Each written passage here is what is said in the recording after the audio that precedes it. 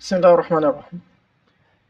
الكلمات مش بتحفظ بطريقة انك تجيب الكلمة وتحط اللي هو تنزل صف كده.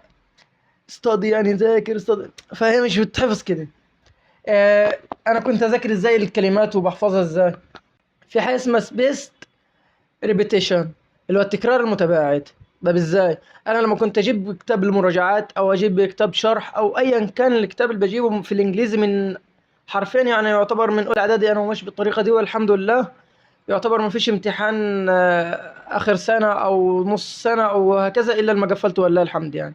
ده باستثناء اللي هو الاختبارات القصيرة اللي في الحصص وكده أكيد بغلط فيها، يعني ده الطبيعي. بجيب الكتاب أول حاجة ببص على الكلمات. غالبا مش بيكون كل الكلمات حافظها، فالكلمات الجديدة بعمل عليها هايلايت تمام، والكلمات اللي أنا أوريدي حافظها بعمل عليها صح.